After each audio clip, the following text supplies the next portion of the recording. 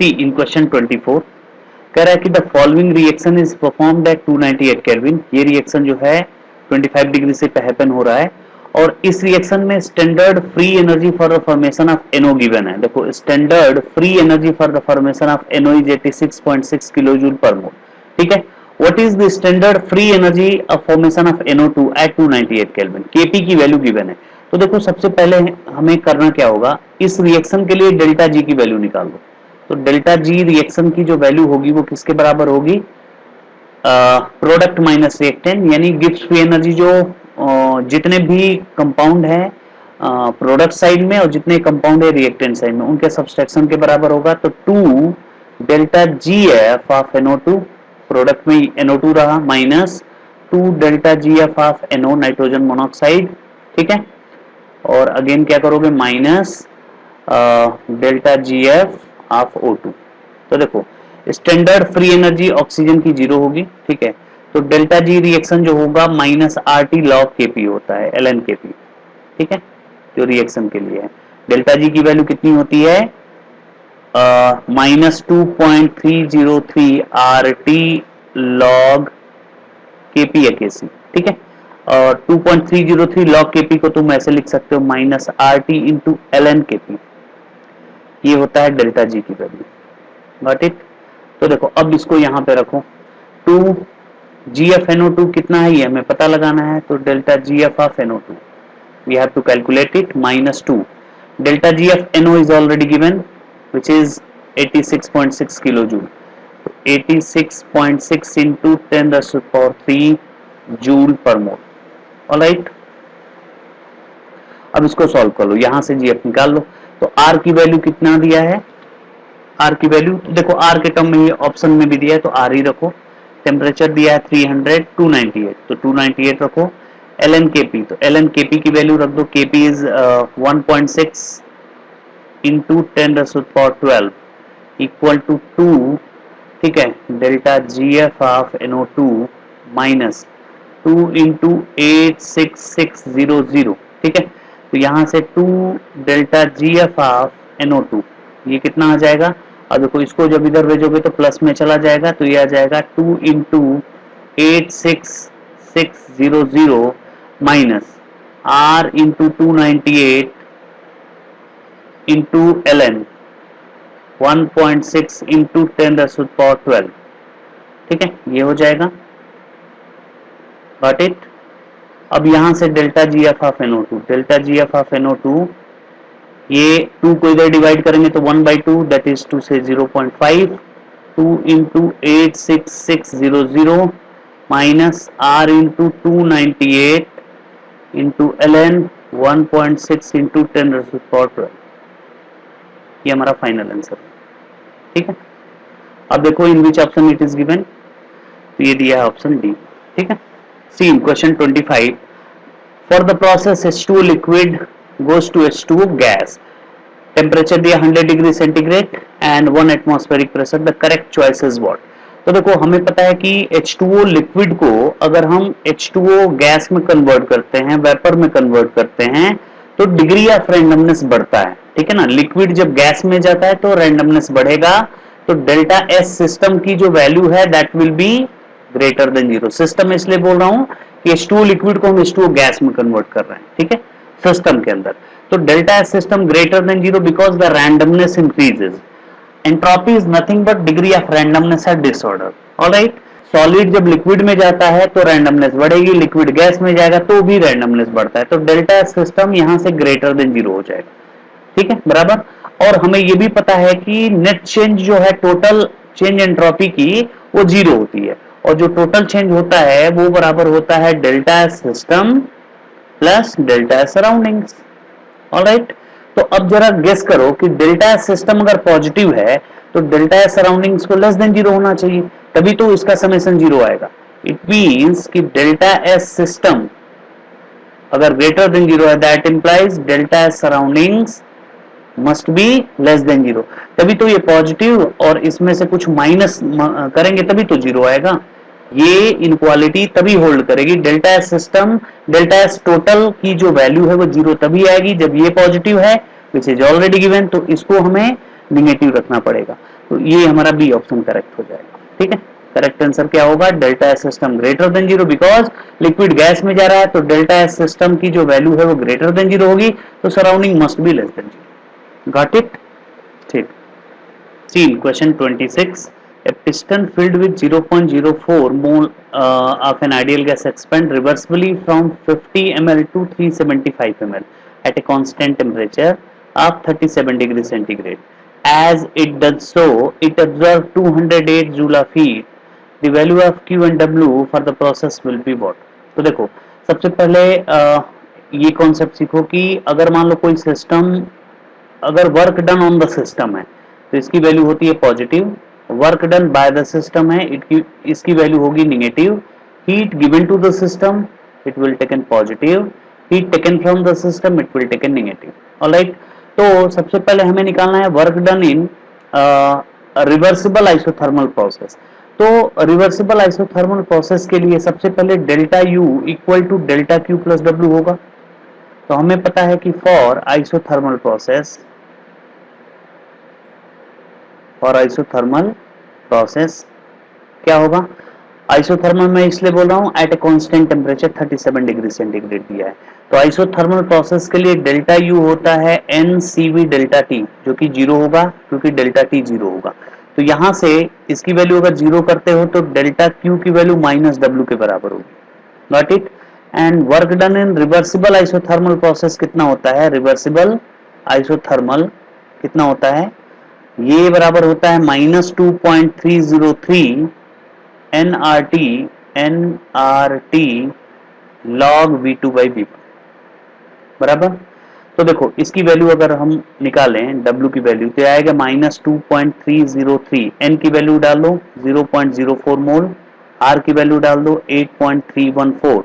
अब देखो टेम्परेचर दिया है 37 डिग्री सी, तो T 37 डिग्री सी का मतलब हुआ 37 प्लस 273 दैट इज टू से 310 केल्विन।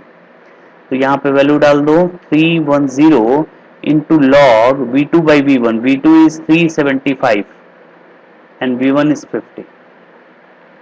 जब इस पूरे को सॉल्व कर लोगे तो इसकी वैल्यू आ जाएगी -208, माइनस तो है 208 जूल, ये आ जाएगा। ठीक है, तो W की वैल्यू आ गई -208, see carefully, and by equation 1 delta Q क्या है -W, तो डेल्टा क्यू की वैल्यू किसके बराबर होगी -W, यानी -208, तो आ जाएगा 208 जूल। ठीक है, तो इसका करेक्ट आंसर हो जाएगा ए। क्लियर हुआ? Question 27, for the process H2O liquid 1 bar and 373 kelvin goes to H2O gas 1 bar and 373 kelvin, the correct set of thermodynamic parameter. तो देखो H2O जो लिक्विड स्टेट में है इसका इनिशियल कितना दिया है, प्रेशर 1 बार एंड टेम्परेचर, जो H2O लिक्विड है 1 बार प्रेशर एंड 373 केल्विन टेम्परेचर पे लिया जा रहा है, और इसको हम चेंज कर रहे हैं H2O गैस में। वहां पे भी प्रेशर कितना है, जब H2O गैस में चेंज हो रहा है तो 1 बार एंड टेम्परेचर कितना है 373 केल्विन। इसका मतलब ये हुआ कि ये जो टेम्परेचर होगा ये बॉइलिंग पॉइंट होगा इस वाटर का, यानी इस टेम्परेचर पे liquid part and gaseous part क्या होंगे, थर्मल इक्विलिब्रियम में होंगे। यानी ये स्टेप जो दिया है वो थर्मल इक्विलिब्रियम का स्टेप है, इसके लिए डेल्टा जी की वैल्यू 0 होगी, यानी the temperature at which liquid part and solid part are in equilibrium. ठीक है ना, तो ये सिर्फ इक्विलिब्रियम पे होगा तो डेल्टा जी 0 होगा। और दूसरी बात है कि ये H2O लिक्विड स्टेट में है या H2O गैसेस स्टेट में है, तो इसके लिए एंट्रोपी जो है 0 से बड़ी होगी, क्योंकि जब लिक्विड गैस में जाता है तो उसका रैंडमनेस या डिसऑर्डर एंट्रोपी कह सकते हैं वो बढ़ती है। ठीक है ना, क्योंकि रैंडमनेस बढ़ेगा तो एंट्रोपी बढ़ेगी, तो डेल्टा एस पॉजिटिव होगा और डेल्टा जी की वैल्यू लेस देन 0 होगी। ठीक है, डेल्टा जी 0 होगा, डेल्टा एस की वैल्यू ग्रेटर देन 0 होगी, सॉरी।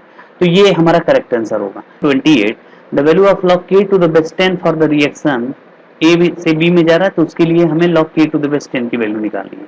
तो देखो सबसे पहले यहाँ पे हमें पता है कि डेल्टा जी नॉट की जो वैल्यू होती है वो होती है delta H not minus T delta S.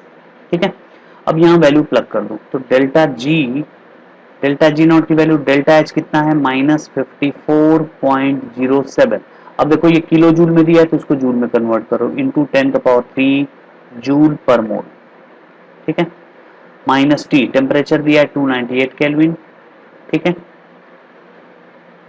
And delta S की जो वैल्यू दिया है वो है 10। जब इसको हम सॉल्व कर लेंगे तो ये आ जाएगा minus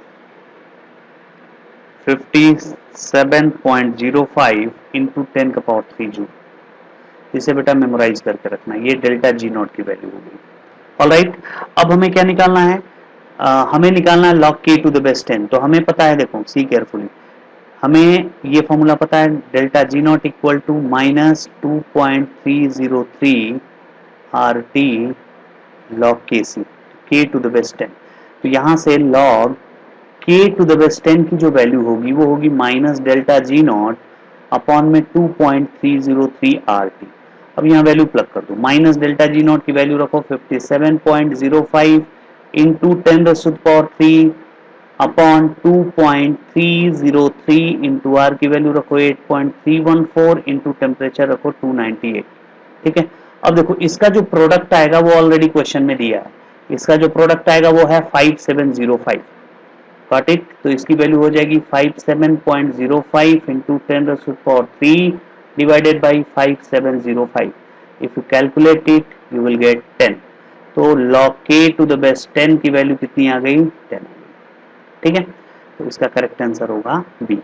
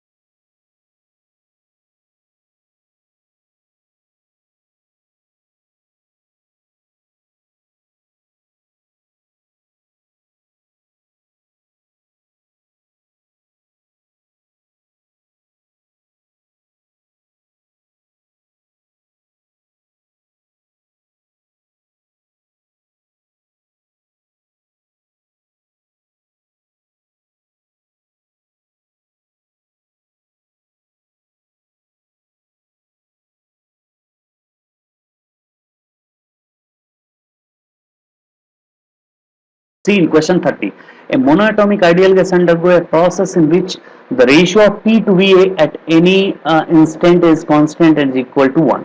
What is the molar heat capacity of the gas? ठीक है, बिल्कुल सिंपल क्वेश्चन है। देखो सॉल्यूशन, सबसे पहले ये दिया है P बाई V की वैल्यू कांस्टेंट है जो 1 के बराबर है, यानी P किसके बराबर हो गया? V के बराबर हो गया, ठीक है। अब देखो ये इक्वेशन 1 हो गया। अब हमें पता है कि जो मोलर हीट कैपेसिटी है वो होता है change in heat per unit temperature, change in heat per unit temperature, that is called molar heat capacity. अब डेल्टा क्यू किसके बराबर होगा? Delta U minus W. देखो यहां से by the first law of thermodynamics delta U equal to delta Q plus W, got it. तो अब यहां से डेल्टा क्यू की जो वैल्यू होगी वो होगी delta U minus W. Delta U जो होता है फॉर 1 मोल वो होता है सीबी डेल्टा टी के बराबर, ठीक है। माइनस डब्ल्यू होगा माइनस पी डीवी, तो पी डीवी हो जाएगा पी डेल्टा वी, क्योंकि W किसके बराबर होता है? Minus P external into delta we, got it. तो ये हो जाएगा। अब यहाँ पे डेल्टा भी लगा सकते हो तुम, तो delta U minus W upon delta T. अब देखो डेल्टा यू की वैल्यू रखो C V delta T minus W, तो डब्ल्यू यहाँ पे आ जाएगा, देखो minus P external into delta V, तो प्लस हो जाएगा अपॉन में डेल्टा टी। अब इसको डिवाइड करोगे तो आएगा C V plus T delta V upon में डेल्टा टी, ठीक है। ये आ गया हमें C की वैल्यू। अब देखो CV जो होता है, CV वो होता है FR/2 एंड जो CP होता है वो होता है 1 प्लस F/2 इंटू R। ठीक है, जहां F को बोलते हैं डिग्री ऑफ फ्रीडम। F जो है मोनोएटॉमिक के लिए डिग्री ऑफ फ्रीडम की वैल्यू होती है 3, F डाई एटॉमिक के लिए डिग्री ऑफ फ्रीडम की वैल्यू होती है 5, ट्राई एटॉमिक के लिए डिग्री ऑफ फ्रीडम की वैल्यू होती है 6 लीनियर के लिए, एंड 7 होती है नॉन लीनियर के लिए। इसे आप मेमोराइज करके रखना। तो CV की जो वैल्यू होगी, मोनोएटॉमिक दिया है, देखो यहाँ मोनोएटॉमिक आइडियल गैस है तो ये आ जाएगा 3R/2, तो you can plug value here, CV की वैल्यू हो जाएगी 3R/2। अब देखो P delta V by delta T की वैल्यू कहां से निकालेंगे, तो यहाँ पे देखो नोट करो, PV इक्वल टू क्या होता है RT for 1 mole, if you take delta both side, तो डेल्टा PV इक्वल टू किसके बराबर होगा, डेल्टा RT। अब देखो इसको लिखोगे P delta V plus V delta P, ये बराबर होगा R delta T, because R is a constant. ये सर नो। अब देखो V और P बराबर है बाई इक्वेशन 1 से, तो यहाँ पे तुम लिख सकते हो डेल्टा P को क्या लिख सकते हो, डेल्टा V, और V को P लिख सकते हो, तो इन दोनों को मिला के तुम लिख सकते हो 2P डेल्टा V, ये बराबर होगा R डेल्टा T के। तो यहां से P डेल्टा V अपॉन में डेल्टा T की जो वैल्यू होगी वो हो जाएगी R/2। ठीक है, इसकी वैल्यू हो जाएगी R/2। अब यहाँ पे वैल्यू डाल दो, इसकी वैल्यू क्या रखोगे तुम, R/2, ये आ जाएगा 4R/2, that is 2 equal to 2R। ये हमारा फाइनल आंसर हो जाएगा। अब देखो in which option it is given, A, तो इसका करेक्ट आंसर हो जाएगा A. Question 31, it is given that 1 mole of an monoatomic ideal gas expand adiabatically at initial temperature T against a constant external pressure of 1 atm from 1 liter to 2 liter. Find out the final temperature, R की value given है। ठीक है ना, हमें final temperature find out करना है। तो देखो सबसे पहले डेल्टा U इक्वल टू होता है delta Q plus W bye the first law of thermodynamics. ठीक है ना, by first law of thermo, clear.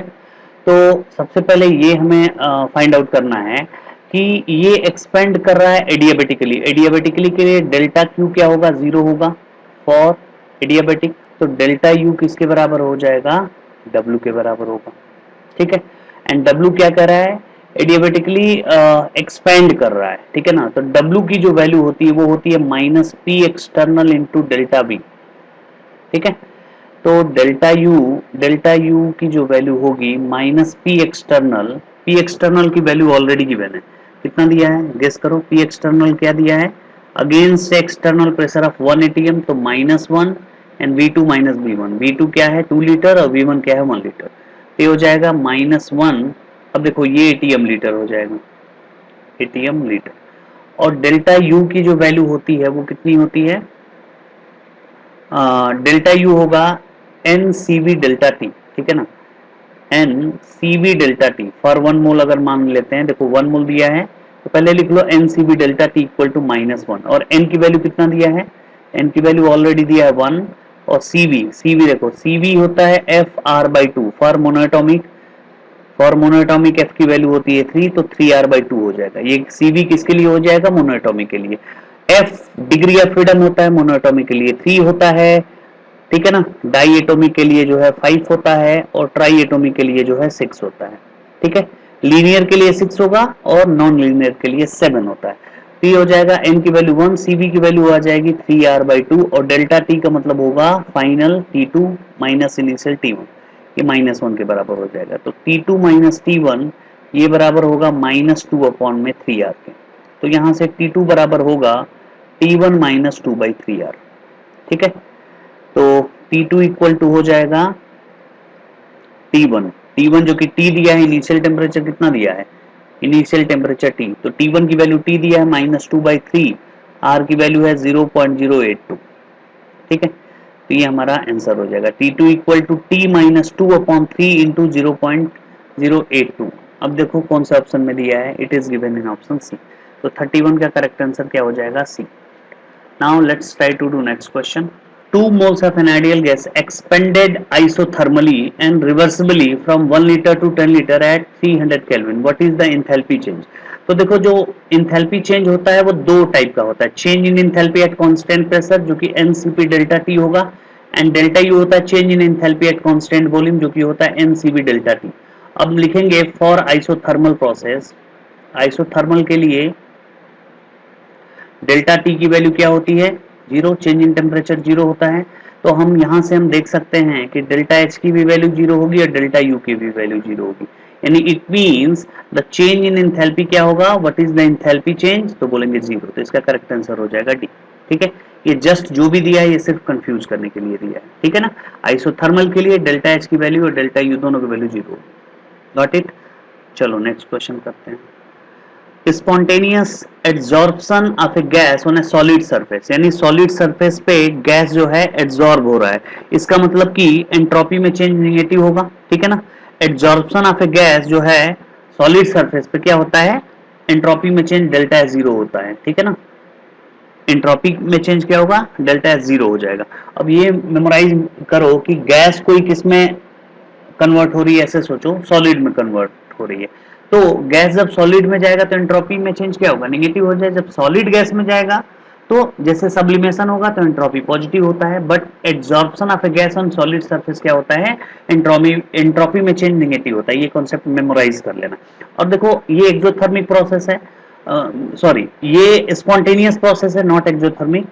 Spontaneous process के लिए delta G less than zero होता है, किसके लिए, स्पॉन्टेनियस के लिए। ये मेमोराइज करके रखना है स्पॉन्टेनियस प्रोसेस के लिए। और हमें पता है कि डेल्टा जी होता है delta H minus T delta S. अब देखो delta S less than zero हो गया, डेल्टा एस की वैल्यू लेस देन जीरो हो गई, तो डेल्टा जी क्या होगा। अब देखो temperature can't be negative, delta S less than zero, तो इसका मतलब हो गया delta H plus T delta S. और हमें क्या करना है, डेल्टा जी को क्या करना है, लेस देन जीरो करना है। इसका मतलब कि यहां से डेल्टा एच की वैल्यू हमेशा नेगेटिव होगी, डेल्टा एच क्या होना चाहिए, लेस देन जीरो होना चाहिए, क्योंकि ये तो टर्म पॉजिटिव हो गया। तो पॉजिटिव में से नेगेटिव वाला टर्म माइनस करेंगे और ये बड़ी टर्म होनी चाहिए, यानी इसकी वैल्यू जैसे -5 होगी, इसकी वैल्यू 2 होगी, तो 2 - 5 -3 हो जाएगा। यानी जो मॉडुलस वैल्यू है, मॉड ऑफ डेल्टा एच की वैल्यू है, वो किससे बड़ी होनी चाहिए, mod of T delta H से। तो ये मेमोराइज करना है, ठीक है। और डेल्टा एच हाईली नेगेटिव होगा, delta H less than zero होगा और इसकी मॉड वैल्यू क्या होनी चाहिए, इससे बड़ी होनी चाहिए। तो अब देखो डेल्टा एच इंक्रीजेस, नहीं डेल्टा एच डिक्रीज होगा, नॉट पॉसिबल, पहला गलत है। सेकंड कर रहा है delta H increases for a gas, बोलेंगे नहीं। Absorption of a gas on solid surface negative होता है, डेल्टा एच डिक्रीजेस, ये सही है। डेल्टा जी इंक्रीजेस, नहीं, ये भी ग्रेटर देन जीरो नहीं होना चाहिए, क्योंकि स्पॉन्टेनियस के लिए delta G less than zero होता है, तो ये भी गलत है, ठीक है। ये भी गलत, ये भी गलत, ये भी गलत, तो करेक्ट आंसर हो जाएगा 3। Question 34, 1 mole of a non ideal gas undergo a change of state A to state B. मान लो मैं इसको स्टेट ए मान लेता हूं, ए से बी में जा रहा है। ए में प्रेशर कितना था, P1 था 2 atm, ठीक है। V1 कितना था 3 लीटर, जो कि यहाँ पे देखो दिया हुआ है, एंड टेम्परेचर कितना था 95 केल्विन। जब स्टेट बी में गया तो यहाँ पे प्रेशर मान लो 4 atm था, ये गिवन है। टेम्परेचर कितना था 245 केल्विन एंड वॉल्यूम कितना हो गया 5 लीटर, ठीक है। तो with the change in internal energy delta E दिया है, the change in delta H litre में एटीएम में हमें निकालना है, एटीएम लीटर में। तो डेल्टा एच इक्वल टू होता है delta U plus delta P V, ठीक है।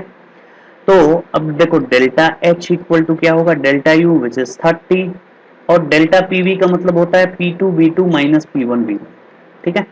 तो यहाँ वैल्यू प्लग कर दूं, डेल्टा का मतलब होता है चेंज, क्योंकि यहाँ पे ना तो प्रेशर कांस्टेंट है ना तो वॉल्यूम। देखो प्रेशर भी चेंज हो रहा है एज वेल एज वॉल्यूम भी चेंज हो रहा है, नथिंग इज कांस्टेंट। तो यहाँ पे डेल्टा एटीएम लीटर में आएगा 30 प्लस P2 कितना है, P2 is 4, V2 is 5 minus P1 is 2 and V1 is 3। तो इसको सॉल्व कर लो तो ये आ जाएगा 30, तो इसका करेक्ट आंसर होगा 44, ठीक है। चलो नेक्स्ट क्वेश्चन करते हैं। सी in question 35, which of the following statement is false? पहला कह रहा है work is state function, no work is not state function, तो पहला ही फॉल्स हो गया। वर्क जो है स्टेट फंक्शन नहीं होता, क्यों, ये पाथ पे डिपेंड करता है, it depends on the path. Work जो है रिवर्सिबल प्रोसेस में होता है minus P external into dV, यानी एरिया पीवी ग्राफ, ये होगा V1 से V2, इसको हम क्या बोलेंगे, area PV graph, pressure volume graph, ठीक है। यानी ये एरिया पे डिपेंड करेगा, तो पाथ जैसा होगा अकॉर्डिंगली एरिया भी उसी के अकॉर्डिंग होगा। तो work is not a state function. Second कह रहा है temperature is a state function, yes ये करेक्ट है। ये देखो ये पहला वाला इनकरेक्ट हो गया, दूसरा वाला क्या हो गया, करेक्ट हो गया। change in the state is completely defined when the initial and final state are specified. ये भी सही है. Work appears at the boundary of the system. ये भी सही है क्योंकि वर्क क्या होता है, एरिया पीवी ग्राफ. तो work is not a state function. ठीक है, तो इसने पहला स्टेटमेंट मतलब फॉल्स हो जाएगा. Work is a state function. ठीक है. See in question 36 in thermodynamics a process is called reversible. अब देखो रिवर्सिबल प्रोसेस क्या होता है. जैसे मान लो ए प्रोसेस, मान लो एक कोई एक पिस्टन है. ठीक है ना, एक गैस एक सिलेंडर में भरी है और इस पे एक पिस्टन लगा हुआ है. मान लो पिस्टन का क्रॉस सेक्शन एरिया कुछ ए दिया है, इमेजिन करो. ठीक है, ये पिस्टन लगा हुआ है और पिस्टन का क्रॉस सेक्शन एरिया ए दिया है. मान लो हम जो ऊपर से प्रेशर अप्लाई कर रहे हैं पी एक्सटर्नल, वो इमेजिन करो 2 atm है और जो गैस का प्रेशर है पी गैस वो है 1.999 atm. तो क्या कंप्रेशन होगा, थोड़ी गैस कंप्रेस होगी, फिर गैस का प्रेशर बढ़ेगा, फिर से मतलब सिस्टम ऊपर की तरफ जाएगा. यानी फाइनली हम इसको, मान लो इनिशियल वॉल्यूम V1 था और हमें V2 तक कंप्रेस करना है. तो क्या ये कंप्रेस किया जा सकता है फाइनाइट टाइम में? तो बोलेंगे नहीं, क्योंकि गैस का प्रेशर और एक्सटर्नल प्रेशर में मामूली गैप है. ठीक है ना, यानी सिंपली ये कह सकते हो तुम P external approximately equal to P gas. यानी तो इस प्रोसेस को बोलते हैं रिवर्सिबल प्रोसेस. यानी ये सराउंडिंग्स जो है ऑलवेज इक्विलिब्रियम में होगा सिस्टम के साथ. यानी a process is said to be reversible process if it completes into infinite time and infinite steps. मान लो हमें यहां से यहां तक कंप्रेस करना है गैस को, तो क्या कंप्रेस हो सकता है? बोलेंगे नहीं. एक्सटर्नल प्रेशर और गैस का प्रेशर लगभग बराबर है, यानी ये सिस्टम और सराउंडिंग्स क्या होंगे, दोनों इक्विलिब्रियम में होंगे. यानी ये इनफाइनाइट टाइम और इनफाइनाइट स्टेप में कंप्लीट होता है. तो उस प्रोसेस को बोलते हैं रिवर्सिबल प्रोसेस. और इरिवर्सिबल प्रोसेस क्या होता है? Process which completes into finite time and finite steps, that is called irreversible process. चलो अब ऑप्शन रीड करते हैं. देखो पहला ऑप्शन कह रहा है surroundings and system change into each other. No, ये सही एक्सप्लेनेशन नहीं है. दूसरा कह रहा है there is no boundary between system and surroundings. ये भी गलत है, बाउंड्री तो है. The systems the surroundings are always in equilibrium with the system. तो ये सही होगा. तो रिवर्सिबल प्रोसेस में क्या होगा, सिस्टम और सराउंडिंग्स दोनों क्या होंगे, एक इक्विलिब्रियम में होंगे. तो इसे मेमोराइज करके रखना है. ठीक है. फोर्थ कह रहा है the system changes into surroundings spontaneously. No, ये भी गलत है. तो ये सी ऑप्शन करेक्ट है. See question 37 for an endothermic reaction where delta H represent the enthalpy of reaction in kilojoule per mole, the minimum value of energy of activation क्या होगा. तो देखो इसके लिए जो ग्राफ प्ले करते हैं, देखो इसमें क्वेश्चन में दिया है कि ये जो है एंडोथर्मिक है. यानी ये देखो ये रिएक्टेंट है, ये मान लो कि एनर्जी है और ये है reaction coordinate.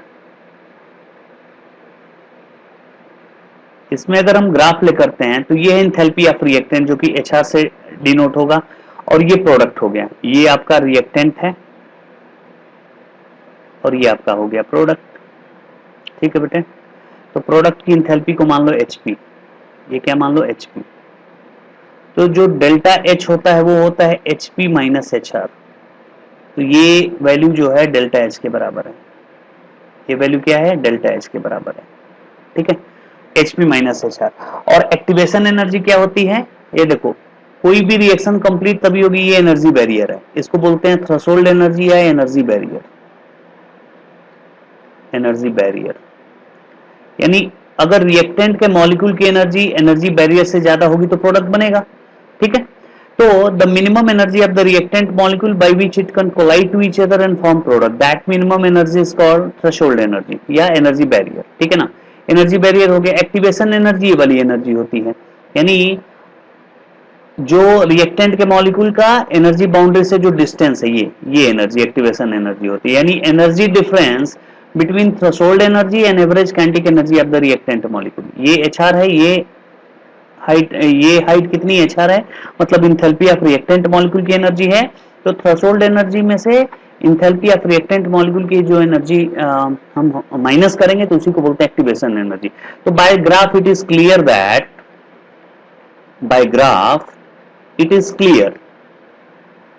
That activation energy EA is always greater than delta H.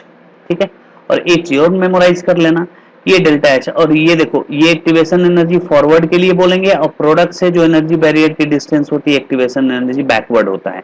ये भी बेटा मेमोराइज करके रखना है। और एक चीज और मेमोराइज कर लेना कि डेल्टा एच होता है E F minus E B always, E F minus E B, यानी एक्टिवेशन एनर्जी या फॉरवर्ड माइनस एक्टिवेशन एनर्जी या बैकवर्ड। ये मैं एक्स्ट्रा कॉन्सेप्ट बता दिया, इस पे भी क्वेश्चन आ सकते हैं, बट हालांकि यहाँ पे सिर्फ ये दिया है कि एक्टिवेशन एनर्जी जो होगी वो डेल्टा एच से क्या होनी चाहिए, बड़ी होनी चाहिए। ठीक है, मोर देन डेल्टा एच, ये इसका करेक्ट आंसर हो जाएगा सी। ठीक है, चलो next question, question 38, the difference between heats of reaction at constant pressure and constant volume. देखो डेल्टा एच को बोलते हैं change in enthalpy at constant pressure, या heats of reaction at constant pressure. ये क्या होता है, change in enthalpy, change in enthalpy at constant pressure. ठीक है, और डेल्टा एच क्या है, वो होता है change in enthalpy at constant volume. क्या होता है, change in enthalpy at constant volume. अब देखो हमें क्या निकालना है, इस रिएक्शन के लिए हमें डेल्टा एच यानी difference between heat of reaction at constant pressure and at constant volume, यानी delta H minus delta U की वैल्यू बतानी है। ये क्या होगी, क्वेश्चन मार्क। तो हमें पता है, we know that delta H किसके बराबर होता है, delta U plus delta N G R T. Formula पढ़े हो आप लोग, बराबर। तो delta H minus delta U की वैल्यू किसके बराबर होगी, delta N G R T. अब जरा गेस करो, इस रिएक्शन के लिए डेल्टा एन जी की वैल्यू क्या है, number of moles of product minus number of moles of reactant जो गैसियस फेज में है। तो ये होगा, देखो ये 12 लेंगे, 12 लिक्विड वाले को स्किप कर देंगे, ये नहीं लेंगे, इसको भी नहीं लेंगे, 12 माइनस 15, ये हो जाएगा -3। तो यहाँ वैल्यू डाल दो -3 आर टी, ये हो जाएगा -3 आर की वैल्यू जूल में होती है 8.314। ठीक है, एंड टेम्परेचर दिया है 298 केल्विन। तो ये जो एनर्जी निकलेगी वो किस में निकलेगी, वो जूल में निकलेगी। बट हमें किलो जूल में करना है, तो इसको हमें क्या करना पड़ेगा, 1000 से डिवाइड करना पड़ेगा, तो ये हो जाएगा किलो जूल। ठीक है, अब जब इसको सॉल्व करोगे तो देखो कितना आ रहा है। अब इसको सॉल्व करके चेक करो, तो ये आ जाएगा -7.43 किलो जूल। ठीक है, तो ये हमारा करेक्ट आंसर हो जाएगा A. Got it, thank you.